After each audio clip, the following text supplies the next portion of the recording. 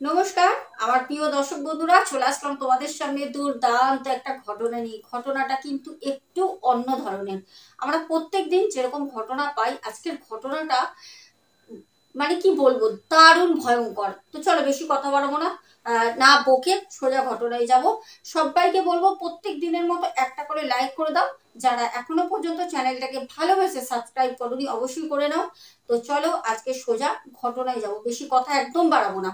তো আজকে প্রথমেই বলি, ঘটনাটা হচ্ছে একটু অদ্ভুত। ঘটনাটা ঘটে হচ্ছে ঠিক একজনের মারা যায় হচ্ছে বাবা। তো যেহেতু উনি কাছা নিতে হয়, এবার কাছা নেওয়া অবস্থায় সে ঘুরতে ঘুরতে চলে যায় একটা পুরনো হসপিটাল, যে হসপিটালটা বহু বছর ধরে বন্ধ হয়ে গেছে। তো ভাঙাচোরা অবস্থায় এমন একটা জায়গা দিয়ে হসপিটালের ভিতরে অলরেডি ঢুকেও যায়। তারপর তারপর কি ঘটে এবার তোমরা শুনবে। তো চলো আমি ঘটনাটা শুরু করি। আজকে আমাদের ঘটনাটা পাঠায় হচ্ছে রূপা নায়ক, আর ঘটনাটা হচ্ছে মেদিনীপুরের কোনো এক জায়গার প্রপার অ্যাড্রেসটা, কিন্তু প্রপার অ্যাড্রেস লোকেশন এখানে কিন্তু আজকে হাইড থাকবে। তো আমি তোমাদের বলেই দিলাম। তো ঘটনাটা ঘটেছিল হচ্ছে মেদিনীপুরের কোনো একটা জায়গায়। তো রূপা বলে, দিদি ভাই, এই ঘটনাটা ঘটেছিল আমার বাবার সাথে। যখন আমার 16 থেকে 17 বছর বয়স, তখন আমার ঠাকুরদা মারা যান। তো যেহেতু আমরা থাকতাম ব্যাঙ্গালোর, তো ব্যাঙ্গালোর থেকে যখন আমার ঠাকুরদার শরীর খুব খারাপ, তখনই ফোনে ফোনে বাবার সাথে কথা হতো, তোমরা আসবো আসবো আসবো করে। তো বাবা ওখানে অফিসে একটি কাজ করতেন, তো ওখান থেকে অফিসের কাজ থেকে কয়েকদিনের হাতে ছুটি নিয়ে, যেহেতু উনি ঠাকুরদার শরীর খুবই খারাপ, তো আমরা ব্যাঙ্গালোর থেকে ডাইরেক্ট চলে আসি হচ্ছে মেদিনীপুরে। এবার মেদিনীপুরে আসতে দেখলাম আমার ঠাকুরদা বেশ আমাদের দেখে সুস্থ হয়ে গেছেন। মানে এতদিন যেভাবে উনি ভুগছিলেন, একদম বিছানায় শয্যাশায়ী হয়ে গেছিলেন। তো আমার বাবাকে, আমাকে, আমার মাকে দেখে উনি একদম সুস্থ হয়ে গেছে। তো যাক, আমার বাবা বললেন, যখন এলাম তো কিছুদিন পর ছিল দুর্গাপুজো। তো বাবা বললো যে দুর্গাপুজোটা এখানে কাটিয়ে মোটামুটি আমরা আবার ব্যাঙ্গালোর ফিরে যাব, কারণ ব্যাঙ্গালোর থেকে তো মানে হুটহাট করে আসা যায় না, তারপর বাবার অফিসে ডিউটি থাকে। তো সেরকম ভাবেই আমরা বললাম তাহলে কদিন থাকবো। ও মা, ওর মধ্যে দেখি 1 সপ্তাহ যেতে না যেতে আমার ঠাকুরদা আবার পুনরায় অসুস্থ হয়ে পড়লেন। তারপর সেই ঠাকুরদাকে নিয়ে এইদিকে ওইদিকে ডাক্তার দেখানো, কলকাতায় হসপিটালে, ওর মধ্যে ঠাকুরদা প্রায় 7 দিন থেকে গেলেন। তারপর একটু সুস্থ হলেন, কলকাতা থেকে আবার ওনাকে মেদিনীপুরে নিয়ে যাওয়া হয়। তারপর হঠাৎ আমার ঠাকুরদা একদিন রাতে মারা যান। তো মারা যাওয়ার পর যেটা হয়, তো ঠাকুরদাকে নিয়ে যাওয়া হয়, তা পোড়ানো হয়, ওনার মানে সদ্গতি করা হয়। তারপর সব কাজকর্ম যখন হয়ে যায়, তারপর আমার বাবা ওখানেই থাকেন। তো যেহেতু উনি গায়ে কাছা ছিল, যেহেতু উনি ঠাকুরদা মারা গেছেন, তো বাবার বাবা, সেখানে বাবাকে তো কাছা নিতেই হবে। আমার ঠাকুরদার একটি মাত্র ছেলে বাবা, তো সেখানে গিয়ে আমার বাবা কাছা নেয়। তো কাছা নেওয়া অবস্থায় বাড়িতেই সবার সাথে সবকিছু নিয়ম যেটা থাকে আমাদের হিন্দু শাস্ত্রে, সেরকম ভাবেই 13 দিন হব্বিসি করা, সবকিছু ঠিকঠাক চলছে। দুপুরবেলা হঠাৎ করে আমার বাবা বসে আছে, তো পাড়ার কিছু বাবার পুরনো বন্ধু বান্ধব তারা আসে। তো বলে না, হব্বিসি দিতে আসে অনেকে। কেউ আত্মীয় পরিজন মারা গেলে খুব কাছের যারা হয় তারা হব্বিসি দিতে আসে। তো সেরকম ভাবে আমার বাবাকে তারা কিছু হব্বিসি কিছু টাকা দিতে আসে। তো তখন বাবা বললো যে দেখ, অনেকদিন ধরে তো বসে রয়েছি, আর সত্যি কথা বলতে কাছা গায়ে তো সেরকম ভাবে কোনো জায়গায় যাওয়া যায় না। তো দুপুরবেলা এসছিস, তো চল একটুখানি মাঠের দিকে যাই, তোরা তো সাথে আছিস। তো আমার বাবা এই কথা বন্ধুদেরকে বলে। তো বন্ধুরা বললো যে হ্যাঁ চল, দুপুরবেলা কি আছে, সন্ধ্যের পরে শুনেছি বেরোতে নেই, দুপুরবেলা চল আমাদের সাথে চল। তো সেরকমই আমার বাবা তাদের সাথে হাঁটতে হাঁটতে ওই আমাদের সামনে অনেক মাঠ পুকুর রয়েছে, ধানের চাষ, তো সেই দিকে যায়।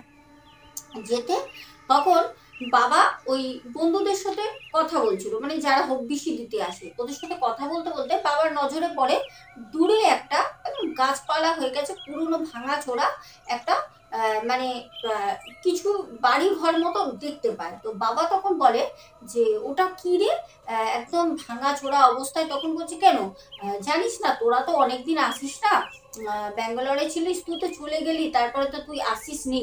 ওখানে তো একটা হসপিটাল করেছিল, কয়েকদিন চলেছিল, তারপরে বন্ধ। তখন আমার বাবা বললো যে হ্যাঁ ওটা তো আগে আমি শুনেছিলাম যে ওটা হসপিটাল ছিল। মানে কি বিষয়টা হচ্ছে, আমার বাবা যখন বিয়ে হয়নি, যখন আমার বাবা ছোট ছিলেন, তখন ওইটা হসপিটাল ছিল।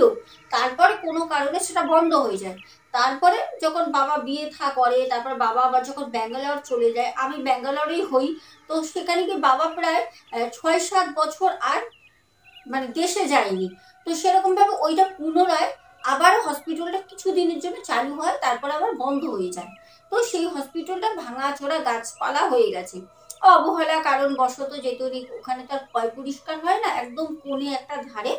তো সেখানে ওই অবস্থা দেখে আমার বাবার কি মন চায়, বাবার সাথে যে বন্ধুরা ছিল তাদেরকে বলল যে চল না একটু ঘুরতে ঘুরতে ওইদিকে যাই।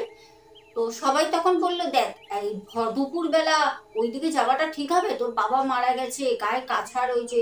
তখন বললো তাতে কি হয়েছে, বাবা মারা গেছে তো বাবা এখন আমার সাথে সাথে আছে, কিছু হবে না চ। তো সেই বলে ঘুরতে ঘুরতে কথা বলতে বলতে সেই পুরনো মানে একদম ভাঙাচোরা জীর্ণ জরা অবস্থায় পড়ে রয়েছে সেই হসপিটালটা, সেখানে যায়। তো হসপিটালের ওখানটা গিয়ে বাবা কি মন চায়, বাবা বলে আমি না ভেতরে একবার যাবো। তো বলছে ভিতরে, ওরা যারা বন্ধুরা ছিল, তো বন্ধুরা বলছে দেখ ভেতরে যাস না, বাইরে দিয়ে দেখ। আর কিরকম গা ছমছম করছে না, একটা হসপিটাল ছিল।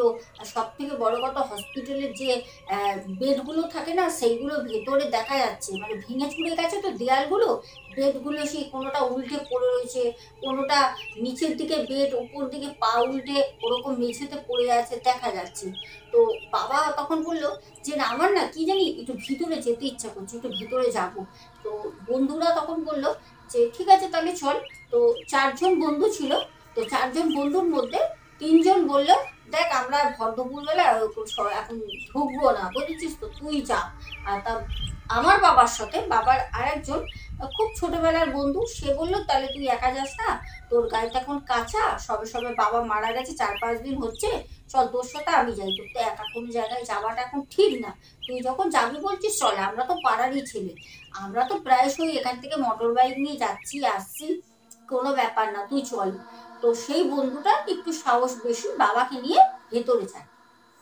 আমার বাবা যখন ভেতরে যায়, তো ভেতরে গিয়ে দেখছে একদম কাছের, অনেক কাছের না শিশি, মানে ওষুধের ইঞ্জেকশনের যে শিশিগুলো হয়, দেখছে নিচে পড়ে ভেঙে মানে খুব বাজে অবস্থা। তারপর বেডগুলো ছিঁড়ে গেছে, প্রায় অনেক দিন, 4-5 বছরের বেশি, হ্যাঁ ওরকম ভাবে পড়ে রয়েছে। আর সব থেকে বড় খারাপ হয়েছে কেন, সেটা হচ্ছে যেহেতু উপরে ছাদটা ফেটে গেছে, ঠিক আছে, তো ছাদ ফেটে গেছে, দেয়াল ফেটে গেছে। এবার যখন বৃষ্টি হয় বর্ষার সময়, তখন পুরো জলটা ওই হসপিটালের যত ভিতরে জিনিসপত্র আছে পুরো জল পড়ে।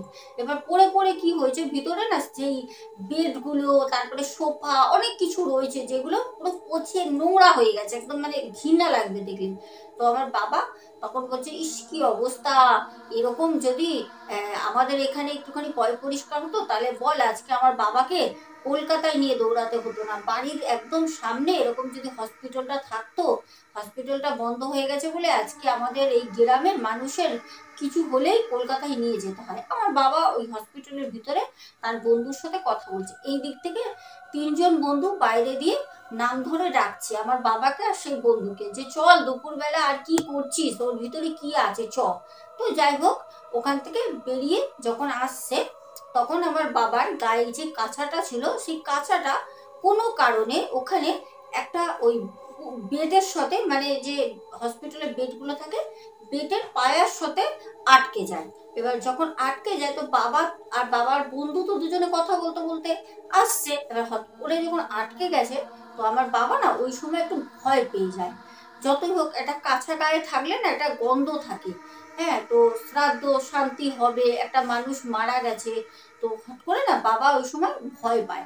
তো ভয় পেতে তখন বাবা বলে ওঠে কেড়ে কেড়ে বলে ওঠে। তখন বাবার সাথে যে বন্ধু ছিল সে তখন বলছে কোথায় কে, দূর, ও আবার গিয়ে বাবার ওই কাছাটা খুলে দেয়, যে কাঁচাটা আটকে গেছিল, মানে যে পোশাকটা বাবা পরে রয়েছে এরকম ভাবে ওখান থেকে বেরিয়ে যায়। এবার যাওয়ার পর তো বাবাকে কিছুটা রাস্তা এগিয়ে দিয়ে বলল তুই বাড়ি চলে যা, আমরা 4 জন বাড়ি যাই। তো বাবা বললো আবার আসবি, বলে বাবা বাড়ি চলে আসে। তো বাড়ি যখন বাবা ঢোকে তখন সন্ধে সন্ধে হচ্ছে। তো মা দেখলাম বাবাকে খুব বকাবকি করছে, বলছে তোমার এই কাঁচা গায়ে তুমি কোথায় গেছিলে?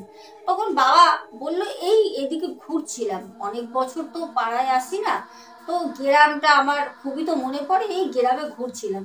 তো মা তখন বললো কি যে তোমার গা দিয়ে কিরকম একটা পচা গন্ধ বেরোচ্ছে। তো বাবা বলছে পচা গন্ধ কেন, আমি তো মাঠে ঘাটে ঘুরলাম, মাঠে ঘাটে আবার পচা গন্ধ বেরোয় নাকি? অ্যাকচুয়ালি বাবা কিন্তু পুরো বিষয়টা চেপে গেছে, যেহেতু মা রাগারাগি করবে, তারপর বাড়িতে আরো সবাই রয়েছে, সবাই বলবে তুই কাঁচা গায়ে কেন গেছিস, বাবাকে বকা দেবে, ওর জন্য বাবা পুরো বিষয়টা চেপে যায়। এবার সন্ধ্যেবেলা লাল চা হয়, পাশের এক কাকিমা লাল চা করে দিয়ে যায়। তো সবাই আমরা চা খাচ্ছি, তখন আমাদেরই ওই পাশের এক কাকু মুড়ি বিক্রি করে, ওই কাকু আসে মুড়ি নিয়ে। তো কাকু বললো কি যে মুড়ি তোমরা, তোমাদের জন্য মুড়ি এনেছি, তোমরা যখন ব্যাঙ্গালোর ফিরে যাবে তোমাদের ওখানে মুড়ি তো পাওয়া যায় না, এই চাষি মুড়ি আমি বিক্রি করি, গ্রামে গ্রামে তোমাদের জন্য এনেছি, তো টাকা পয়সা কিছু লাগবে না, এই মুড়িটা নিয়ে যাবে। তো সেই কাকা যখন আসে, সেই মুড়ি বিক্রি করে যে কাকা, তখন আমার মা বললো যে দাদা আপনি যখন এসছেন তাহলে পারে একটুখানি চা খেয়ে যান, লাল চা অনেক বেঁচে রয়েছে। তো সে আবার চা খাবার জন্য বসে। তো গ্রামে প্রায়শই ঘরে ঘরে সবার মধ্যে খুব আলাপ মিল, হ্যাঁ, একে অপরের সাথে খুব ভালো সম্পর্ক। তো সেই কাকা বসে মোড়াই দেয়, তো মোড়াইতে কাকা বসে রয়েছে। মোড়াই মানে তোমরা সবাই যেন বেতের তৈরি ছোট ছোট টুলের মতো হয়, তো সেই মোড়াই পেতে দেয়, মোড়াইতে বসে কাকা। আর আমার বাবা মা আমি সবাই আমরা মাদুর পেতে মেঝেতে সবাই বসে আছি, আরো কাকিমা পাশে সবাই রয়েছে।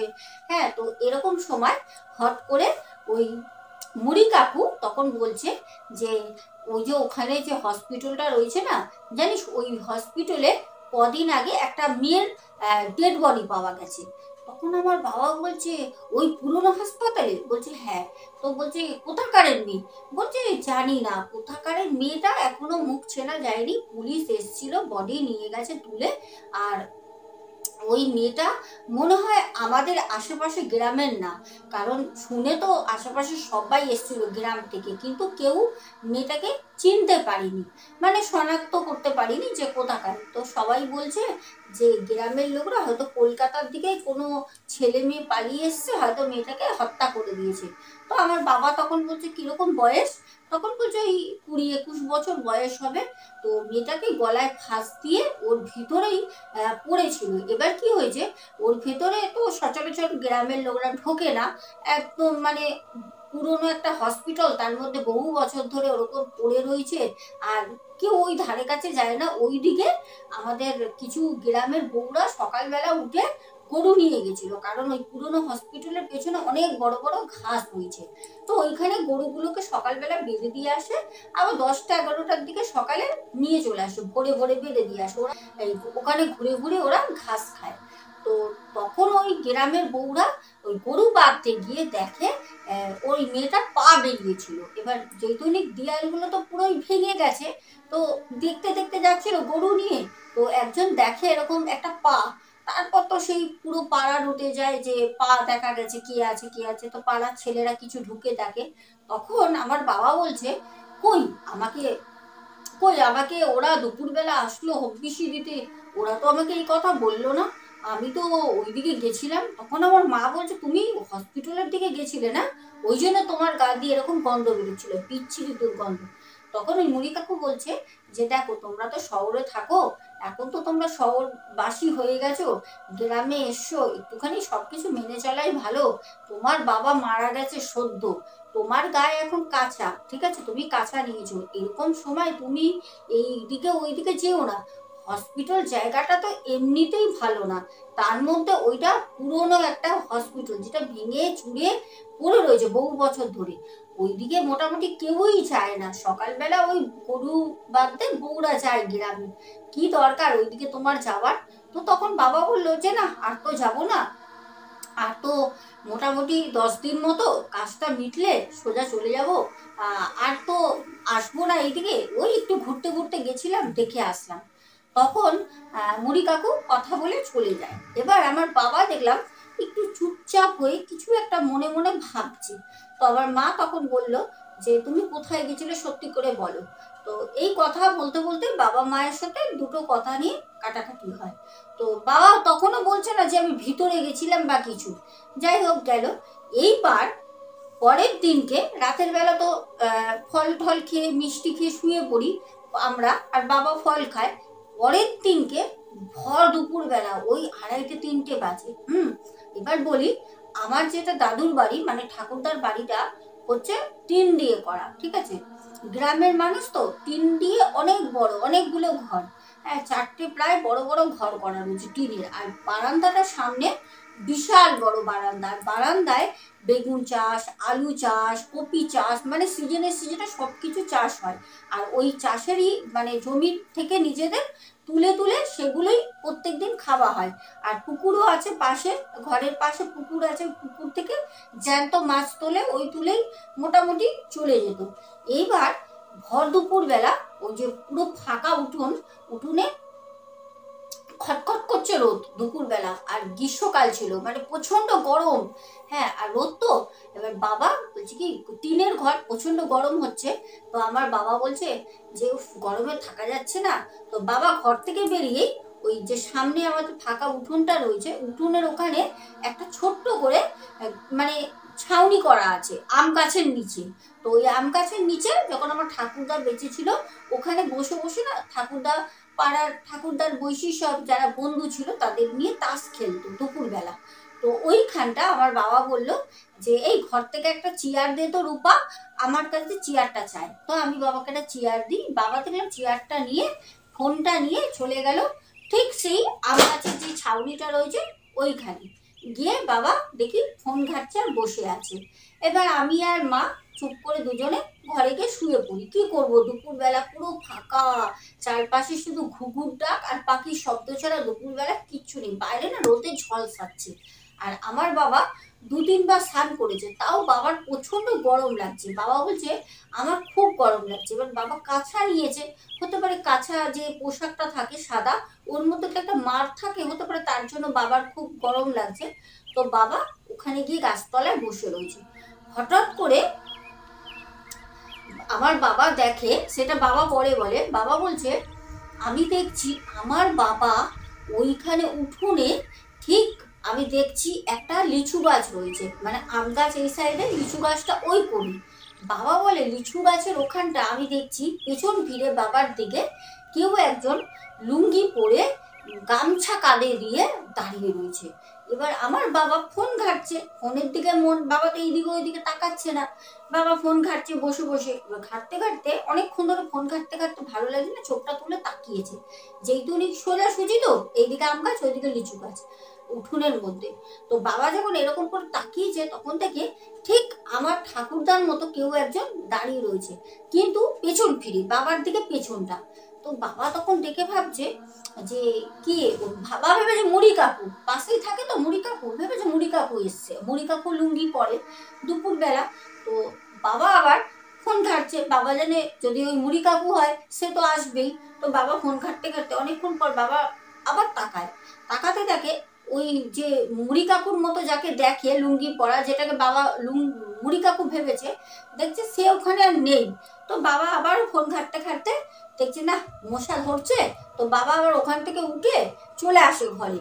এবার যখন বাবা ঘরে আসে, এসে তখন মাকে বলছে কি আমাকে একটু শরবত করে দাও না, শরবত তো খাওয়া যায়, আমার না শরীরে খুব অস্বস্তি হচ্ছে, আমার না ভালো লাগছে না। তো মা তখন বললো দাঁড়াও গাছ থেকে লেবু পেড়ে আনে আমি তোমাকে শরবত করে দিচ্ছি। গাছে লেবু হয়েছে, পাতি লেবু। তো সেরকম ভাবে মা ওই ঘরের পেছনে যেখানে পুকুর আছে ওখানে লেবু গাছ আছে 4-5টা। তো মা লেবু পাড়তে যায়। এইবার বাবা তো মেঝেতে বসে রয়েছে, মা ঠিক 1 থেকে 2 মিনিট পর দেখি দৌড়াতে দৌড়াতে আসছে, বাবাকে ডাকছে কি গো তুমি কোথায়, কি গো তুমি কোথায়। তখন বাবা বলছে, হট করে উঠে দৌড়ে যেতে যায়, মা তখন ঘরে ঢুকে যায়। তো বলছে সর্বনাশ হয়েছে, আমি কি দেখলাম চোখে। তখন আমার বাবা বলছে কি দেখেছো, সাপ দেখেছো। এবার যেহেতু গ্রামের বাড়ি, তার মধ্যে পুকুর, অত গাছপালা রয়েছে, তো সাপ খোপ তো থাকবেই, এটা তো আশা করাই যায়।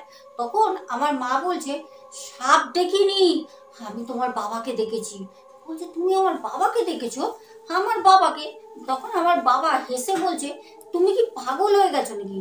বাবা মারা গেল, বাবার হব্বিসি পালন করছি আমি, গায়ে কাছা নিয়েছি, তোমরা মানছো, বাবাকে কোথা দিয়ে দেখবে? তখন আমার মা বলছে, তোমার বাবা মারা গেছে, তোমার বাবাকে কোথা দিয়ে দেখবো? বুঝতে পারছো না তোমার বাবার ভূত দেখেছি? তখন আমার বাবা বলছে, দেখো ফাসলামি করো না, বাবার ভূত আমি দেখতাম না, তোমাকে দেখা দিয়েছে, ছেলেকে না দেখা দিয়ে বৌমাকে দেখা দিচ্ছে। তখন আমার মা বলছে, তোমার বাবাকে আমি দেখেছি, তোমার বাবা লুঙ্গি নীল রঙের, লাল আর সাদা একটা গামছা নিয়ে ওই লেবু গাছের ওখানে, আমি যখন জানো লেবুর ডাল ধরে লেবুটা আনছি, লেবুটা ঠিক পুকুরের ওপরে হয়েছে, আমি কোনো রকমে বসে বসে ডালটাকে ধরার চেষ্টা করছি। আমি যখন ওই ডালটাকে অনেক কষ্ট ধরে লেবুটা ছিঁড়ি, আর যখন ডালটা ছাড়ি, তখন ওই ফাঁকায় দেখি তোমার বাবাও আমাকে লেবু গাছের ওপার থেকে দেখছে। আর সে মুখের কি দৃশ্য, কি বিকট তোমার বাবাকে দেখতে হয়ে গেছে, আর কিরকম ভাবে আমাকে দেখে হাসছে তোমার বাবা। আমি আর থাকবো না, আমার প্রচন্ড ভয় লাগছে। তো আমারও নিজের ভয় লাগছে, তোমাদের বলছি, ওই দৃশ্যটা শুধু ভাবো, ভর দুপুর বেলা গ্রামের বাড়িতে, বাবারে বাবা। তো যাই হোক, তখন আমার বাবা বলছে, হ্যাঁ গামছা ছিল আর লুঙ্গি পরা, তুমি ঠিক বলছো, ওটা আমার বাবা ছিল। তখন আমার মা বলছে, তোমার সাথে ইয়ার্কি করছি, আমি আর থাকবো না, তুমি একটা ব্যবস্থা করো। তখন আমার বাবা বলছে, হায় রে ভগবান, আমিও তো দেখেছি, যখন আমি আম গাছের নিচে বসেছিলাম, তখন আমি দেখেছি বাবা তো ওই দিকেই দাঁড়িয়ে ছিল, লিচু গাছের পেছনে, আমিও দেখেছি। তো তখন তাহলে কি বাবার আত্মা কি ঘরের চারপাশে এরকম করে ঘুরে বেড়াচ্ছে, আমাদের দেখা দিচ্ছে? তখন আমার মা বলল, তুমি সাথে সাথে যা করে হোক ব্রাহ্মণকে ডাকো। তো ওখানে মন্দিরে পুজো করে যে ব্রাহ্মণ মানে আমাদের কাজকর্ম করবে ঠিক হয়েছে, সেই ব্রাহ্মণকে ফোন করে ডাকা হয়। ব্রাহ্মণ মশাই সন্ধেবেলা আসে বাড়িতে। আসতেই ব্রাহ্মণ মশাই বলল যে, দেখো তোমরা সন্ধেবেলা না বাড়ি থেকে কেউ বেরোও না, একা বেরোবে না, যদি বেরোনোর হয় একসাথে 3 জন বেরোও। আর তোমাদের বাড়িটা পুরো ছমছম করছে, একটা বাড়ির মধ্যে অঘটন কিছু ঘটতে পারে, বুঝেছো, তোমরা একটু সতর্ক থেকো। তখন আমার মা খুব ভয় পায়। তখন আমার মা বলল যে, আমার শ্বশুর মশাই তো আমার নিজের লোক, আর আমরাও তো তার নিজের বৌমা, নাতনি, নিজের ছেলে, তো শ্বশুর মশাই কি ক্ষতি করবে? বলছে, দেখো মা, শ্বশুর মশাই তোমার মৃত্যুর আগে পর্যন্ত শ্বশুর মশাই ছিল, মৃত্যুর পরে কিন্তু তোমার শ্বশুর মশাই নেই। যদি তোমার শ্বশুর মশাই হতো, তাহলে তুমি যা বললে যে দুপুরবেলা লেবু পাড় থেকে যা দেখেছো, তাহলে তোমাকে দেখা দিত না। তার আত্মা যখন ঘুরে বেড়াচ্ছে, সে কোনো ক্ষতিও করতে পারে। এই হয়ে গেল কাল। মা তো প্রচন্ড ভীতু, আর এটা স্বাভাবিক ভয় লাগা।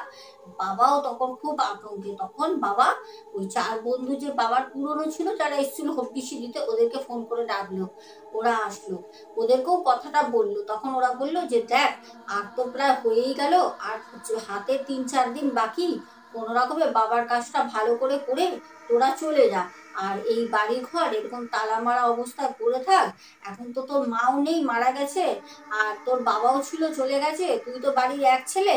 পরে তুই যদি বলিস আমরা এই জায়গা জমিটা দেখে শুনে বিক্রি করে দেবো, তুই একটা দাম বলিস, সেই দামের মধ্যে, এখানে তো দালালি নেওয়ার কোনো ব্যাপার নাই, তুই আমাদের বন্ধু ছোটবেলার, তো সেখানে গিয়ে তুই চিন্তা করিস না, কাজটা খুব নিষ্ঠাভাবে কর। তো আমার বাবা বললো ঠিক আছে। সেরকম ভাবে আমার বাবা পুরো বাড়ির সব কাজকর্ম সব করে, করে পরের দিনকে আমরা চলে আসবো। তো একদম মানে সব কিছু ব্যাগপত্র গুছিয়েছি। আমার মা বলছে যে, আমি এখান থেকে যেতে পারলে বাঁচি, কারণ যেটা মা দেখেছে, মানে মৃত্যুর পর সেই মানুষটাকে ফিরে দেখা, মানে সেটা একটা ভয়ঙ্করই ব্যাপার। এটা কখনোই কেউ, সাধারণ মানুষ তো মানতে পারে না যে মারা যাওয়ার পর তাকে দেখা মানে। তো যাই হোক, সেই একদিনই আমার বাবা আবার মা দুজনেই দেখেছে, যদিও বাবা বুঝতে পারিনি, কিন্তু মা তো বিষয়টা বুঝতে পেরেছে, কারণ মা লেবু পাড় থেকে আমার ঠাকুরদার মুখটা পুরো দেখেছে। আর মা বলছে, ব্যাঙ্গালোরে যখন আমরা ফিরে আসি, তখন আমার মা বলে যে, তোর ঠাকুরদাকে যেরকম দেখতে ছিল আমি ওরকম দেখিনি, তোর ঠাকুরদার মুখটা এত ভয়ঙ্কর হয়ে গেছে, সেই বিকট মুখটা না যে ফুলে গেছে, চোখগুলো বড় বড়, সেই দাঁতগুলো যেন বেরিয়ে আসছে, মানে কি বিকট দৃশ্য। আমার মা বলে, দিদি ভাই এখনো পর্যন্ত কোনো কোনো সময় যখন ব্যাঙ্গালোর থেকে আমাদের এই কথা আলোচনা হয়, আমাদের যারা মানে পাড়ার প্রতিবেশী রয়েছে যেখানে ব্যাঙ্গালোরে থাকি, যখন তারা আমাদের বাড়িতে আসে কোনো সময় এই আলোচনা হয়, এখনো আমার মা না প্রচন্ড ভয় পায়। আর মা এখনো সেই ঘটনাটা বলতে বলতে না, মানে মায়ের কপাল পুরো ভিজে যায় ঘামে, এত মা আতঙ্কে থাকে। যাই হোক, আমরা ব্যাঙ্গালোরে চলে যাই, আর আমার ঠাকুরদার সেই জায়গা, সেই জমি, হ্যাঁ পুকুর, সব কিছু বিক্রি হয়ে যায়। ওখানে যারা বাবার বন্ধুরা ছিল সেই কাকারাই বিক্রি করে দেয়। আজ আমরা ব্যাঙ্গালোরেই ঠিকঠাক সবাই ভালো মতো আছি। কিন্তু এই ঘটনাটা একদম সত্য দিদিভাই, তুমি যদি ভালো বোঝো অবশ্যই তুমি তোমার চ্যানেলে এই ঘটনাটা শুনিও। তো দর্শক বন্ধু, আমি অবশ্যই আমাদের রূপা নায়কের ঘটনাটা নিয়েছি, ছোট্ট একটা বোন, ওর ঘটনাটা তোমাদের সাথে শেয়ার করলাম, আশা করি তোমাদের ভালো লেগেছে।